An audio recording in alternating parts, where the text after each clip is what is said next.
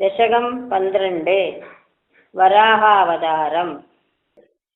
स्वायम्भुवो मनुरदो जनसर्गशीलो दृष्ट्वा महीमगमये सलिले निमग्नाम् षष्ठारमापःशरणं भवदङ्घ्रिसेवा तुष्टादयं मुनिजने सगदत्यलोके कष्टं प्रजातिजदिमय्यवनिर्निमग्ना स्थानं सरोजभव कल्पय तत्प्रधानाम् इत्येवमेष कथितो मनुना स्वयम्भो अम्बोरुगात्र तव पादयुगं व्यचिन्त्येत् सा विभो जलमकं नभिपं पुरस्तात् अद्यापि मञ्जरिमही किमलं करोमि इत्थं त्वदङ्घ्रियुगलं शरणं यदोऽस्याम् नासापुडा समभवत् शिशुकोलरोगी अङ्गुष्ठमात्रवपुरुत्पतितः पुरस्तात् भूयोदकुम्भितरुज समरम्बदत्वम् अभ्रेतदाविदमुदीक्षपबन्धमुच्चैः विस्मेरदां विधिरगा सगदोऽनुभेत्वैः कोऽसौ अचिन्त्यमहिमा किरिरुत्थितो मे नासापुडात् किमु भवेत् अजितस्य माया इत्थं विचिन्तयदिदादरिशैलमात्रः सद्यो भवन् किल जगच्चिरघोरघोरं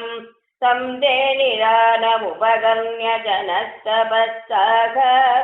सत्यस्थिता च मुनयो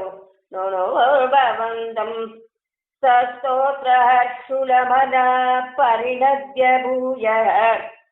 सोगादयं विपुलमूर्तिरवादरस्त्वम् ओद्धप्रसारिपरिधूम्रविदूदरोम्बा प्रोक्षिप्त बालधिरवाग्मुखघोरगोणः तोर्णप्रदीर्णजलतः परिपूर्णदक्ष्णां स्तोत्रोङ्गुणीं शिशिरयन्नवरेरितत्वम् अन्तर्जलं तदनु सङ्कुलनक्रचक्रं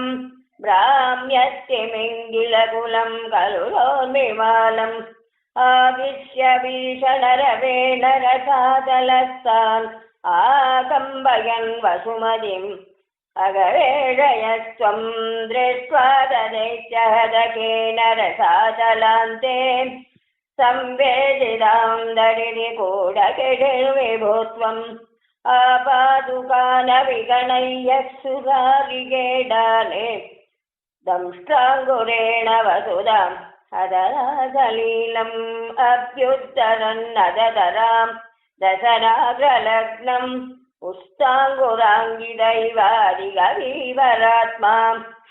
उद्धूतघोरसलिलाजलसेतुतञ्जन् क्रीडावराघवपुरीश्वरभागिरोगात् ॐ वराघमूर्तये नमः।